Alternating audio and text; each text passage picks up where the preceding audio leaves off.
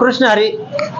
आमचं गाव आमचा पारायण सोहळा या कार्यक्रमासाठी आज आपण मान तालुक्यातील बेदाली या ठिकाणी आलेलो आहोत. आपल्याला आपल्या मानदेश भूषण सोबत आहे ते सर्व बेदालकर आहेत.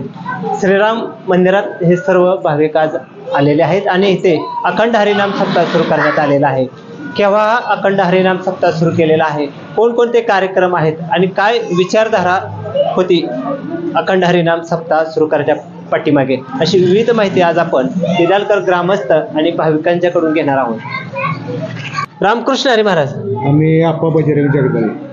महाराज एक सांगा, किती वर्षापूर्वी हा सप्ताह सुरू केला? आता हे 10वं वर्ष चालू. 10वं वर्ष. बर, काय विचार होता त्यावेळेला?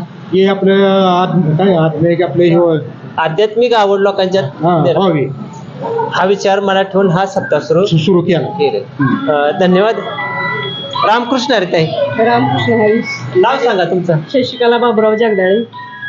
सप्ताह भरवण्याचं कारण की नवीन पिढीला दुसऱ्या तिसऱ्या गोष्टीकडे जाण्यापेक्षा ह्या अभंगवाणी, गवळणी आणि आध्यात्मिक ज्ञान, संतांची संगत आणि संत संगती घरोघरी ही माझी फक्त अपेक्षा होती. धन्यवाद. रामकृष्ण हरी माऊली. रामकृष्ण हरी. माऊली नाव सांगा पहिल्यांदा तुमचं? विजय रामदास धुमाळ. माऊली, आज तुम्ही पण या सप्त्यामध्ये सहभागी झालेला आहे, काय मनात भावना आहे?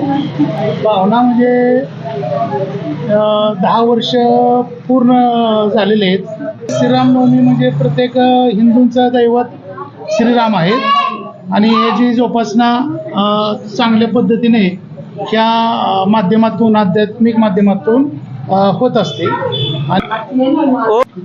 रामकृष्ण हरी माऊली. रामकृष्ण हरी. नाव सांगायचं? बबन मगनराव जगदाळे. बर, आज पताका घेतली होती खांद्यावर, काय मनात भावना आहे?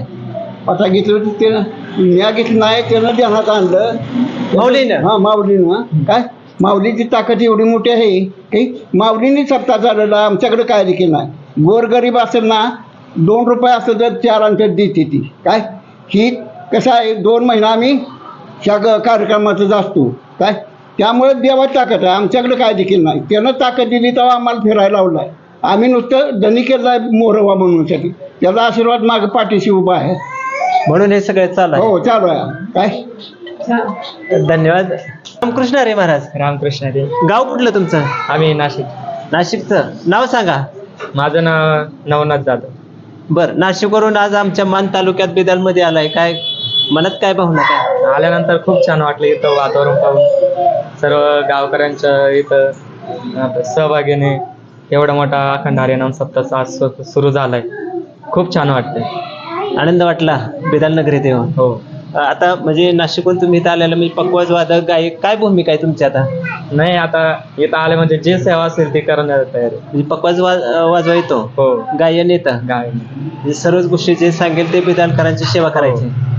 धन्यवाद. रामकृष्ण हरी महाराज. रामकृष्ण हरी. महाराज नाव सांगा पहिल्यांदा? मी श्री हरिभक्तपरायण अनिल महाराज पाडले, वारुगड. महाराज, तुमच्याकडं व्यासपीठ चालक म्हणून जबाबदारी आहे. खरं तर ही सर्वात मोठी जबाबदारी असते. नक्की काय जबाबदारी असते किंवा कशी तुम्ही ते पार पाडता? सप्ताहातील जिथे काही कमी पडेल किंवा जिथे कोण कमी असेल तिथं उभं राहावं लागतं. अनेक अडचणीला सामोरं जावं लागतं. कारण हे कार्य करत असताना कुठला एखादा गायक, आता परवा शेवटच्या दिवसाचा कीर्तनकार, त्याचा ॲक्सिडेंट झाला. श्री हरिभक्तपरायण आमचे नंदकिशोर पवार महाराज, त्यांचा ॲक्सिडेंट झाला. आता त्याच्या जागेवर काय करायचं, अशा काय प्रसंगाच्या वेळेला बदल करावा लागतो. त्या बदलासाठी बाबा काय करावं लागेल, त्यासाठी ग्रामस्थांच्या मदतीने अनेक अडचणी. व्यासपीठ चालकाची म्हणजे ऑलराऊंड, म्हणजे सर्व भूमिका पार पाडणार असावा. म्हणजे प्रवचनकार असावा, गायक असावा, वादक असावा, सगळ्याच ह्याच्यातला कुठं काय अडचण आली की त्या अडचणीला मात करता आली पाहिजे, अशा पद्धतीचं अशी जबाबदारी व्यासपीठ चालकांची करा असं. आमच्यासाठी परत एक प्रश्न आहे. आपला हा पारायण सोहळा सुरू आहे, तर या पारायण सोहळ्यामध्ये कुणाची कीर्तन होणार आहेत, प्रवचन कुणाकुणाची होणार आहेत? हो, चल. हा सांगा, आज कुणाचं कीर्तन आहे? आज शुक्रवार दिनांक 20/3/26. बर. अनिल महाराज पाडळे, किल्ले वारुगड. आपले व्यासपीठ चालकांचंच कीर्तन आज पहिल्यांदा शुभारंभ आहे. आणि चौथीने शामराव ज्ञानदेव जाधव. बर. सकाळचे अन्नदाते जनार्दन दशरथ वसव, संध्याकाळचे अन्नदाते किसन नामदेव जाधव. शनिवारी 21/3/26. कीर्तन सेवा नवनाथ महाराज जाधव आळंदी, सौजन्य लक्ष्मण बजरंग जगदाळे, सकाळचे अन्नदाते श्रीमंत नामदेव जगदाळे, संध्याकाळचे अन्नदाते दत्तात्रय भिकोबा एकड, 22/3/26 हब संस्थान महाराज सुरवंशी कुकुडवाड, सौजन्य बाळासो नतू मगर, आनंदराव तुत्तेराम जगदाळे, सकाळचे अन्नदाते अक्षय जगदाळे सावकर, संध्याकाळचे अन्नदाते सोमनाथ नवनाथ भोसले, 23/3/26 कीर्तन सेवा आप्पा महाराज निकम मठाची वाडी, सकाळचे अन्नदाते निलेश नारायण जगदाळे, संध्याकाळचे अन्नदाते भाऊसाहेब विष्णुपंत जगदाळे, 24/3/26 सुलोचनाताई विघ्ने आळंदी, बाळासाहेब जिजाराम जगदाळे सौजन्य, सकाळचे अन्नदान शरद गणपत जगदाळे, संध्याकाळचे अन्नदान वैभव दगडू जगदाळे. आता 25/3/26 ब दत्ता महाराज गोळिंग देहू यांचं सौजन्य घनश्याम विठ्ठल जगदाळे, सकाळचे अन्नदाते बाळासाहेब अण्णा जगदाळे, संध्याकाळचे अन्नदाते घनश्याम विठ्ठल जगदाळे. 26/3/26 रामनवमी काल्याचे फुल्याचे कीर्तन नंदकिशोर महाराज पवार निमसाखर इंदापूर. त्याच्यावेळी ज्याला बदल झालेला आहे. बदल झालेला आहे. त्यासाठी येराडकर महाराज कराडकर यांचं कीर्तन ठेवण्यात आलं. त्यांचं सौजन्य बाळासाहेब नतू राम जगदाळे आणि महाप्रसाद रामनवमीचा वरची आळी, म्हणजे बेदलमध्ये बिदालमधील वरची आळी महाप्रसाद महाप्रसाद आहे. हम्म.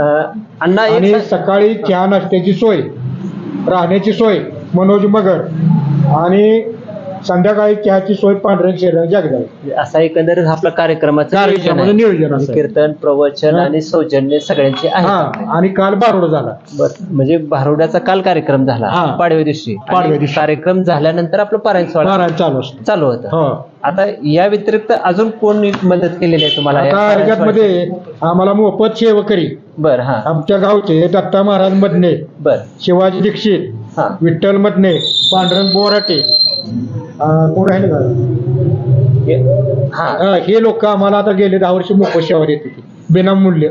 विनामूल्य. हा बिनामूल्य. धन्यवाद. रामकृष्ण हरी माऊली. माऊली, नाव सांगा पहिल्यांदा तुमचं. माझं नाव मतोबर गोविंद बोबडे. बर महाराज, काय सांगताल आज तुम्ही या पारायण सोहळ्यामध्ये ज्ञानेश्वरी डोक्यावर घेतले ते पूजन वगैरे चालू होतं, काय सांगताल तुम्ही? तर की या गावात आपल्याला एक सांप्रदायिक भाव आणि एकरूप जे लोकांची इच्छा अशी भक्तीकडे वळले पाहिजे, धर्म वाढला पाहिजे आणि एकमेकाच्या भेदभाव नष्ट झाला पाहिजे, चांगला समाज चांगला झाला पाहिजे. याकरता आपल्याला हेच एक माध्यम म्हणून हे येऊ शकतं आणि ह्याच्यातून आपली प्रगती, सगळ्या गावाची एकता वाढेल हेच मला असं वाटत होतं. म्हणून यासाठी मी ह्याच्यातून सहभागी झाला. आणि दोघ जण सुरुवात केली. पहिल्या सुरुवातीला आम्ही 3 जण होतो आणि 2 वयस्कर माणसं होती. ते म्हणजे आपल्याला सप्ताह चालूच केला पाहिजे, पण योगायोगाने महाराज भेटले, आम्हाला हे सगळं दिलं आणि हे चालू केलं. खरं तर सप्त्याला किती वर्ष झालेले आहेत, काय संकल्पना आहे. खरं तर मानदेश भूषणशी महिलाही बोललेल्या आहेत. सर्वांनी या पाठीमागची संकल्पना सांगत कार्यक्रमाची माहिती दिलेली आहे. मानदेश भूषणशी बोललेल्या सर्वांना धन्यवाद. रामकृष्ण हरी.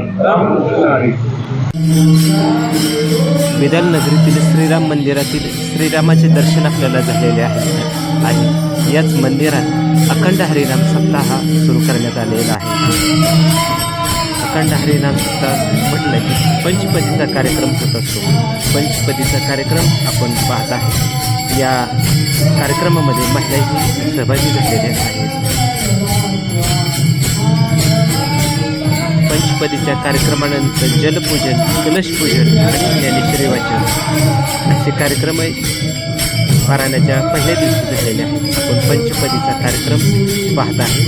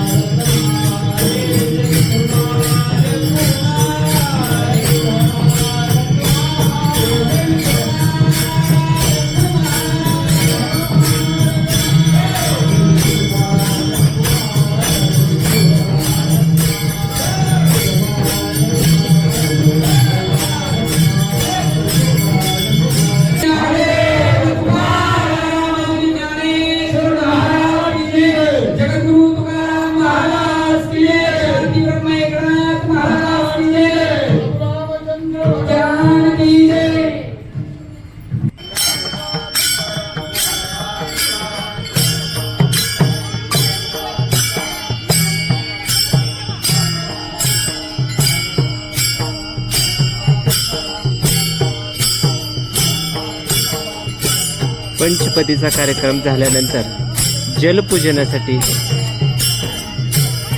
दिंडी निघालेली आहे. दिंडीमध्ये वारकरी सहभागी झालेले आपल्याला दृश्य पाहावयास मिळत आहे.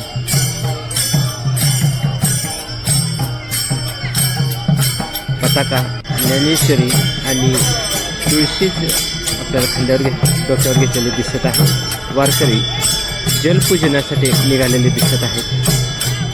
महिलाही यामध्ये सहभागी झालेल्या आहेत.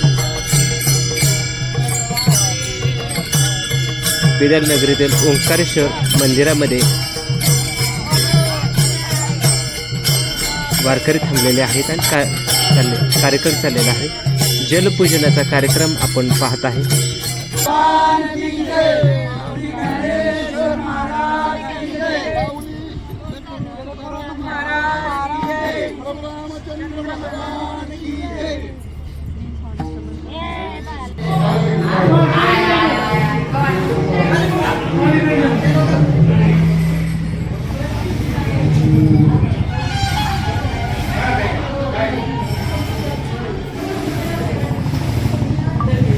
आपण दृश्य पाहतोय ते वीणा पूजनाचे दृश्य आहे.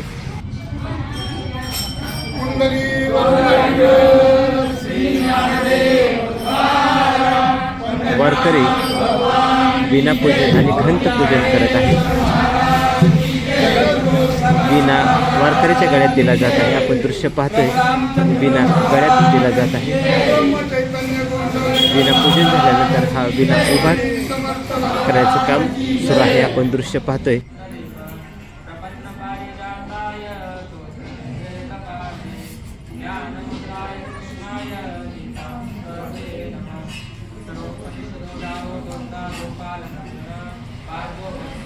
ज्ञानेश्वरी वाचन सुरू आहे. अखंड हरिनाम सप्ताहाच्या पहिल्या दिवशी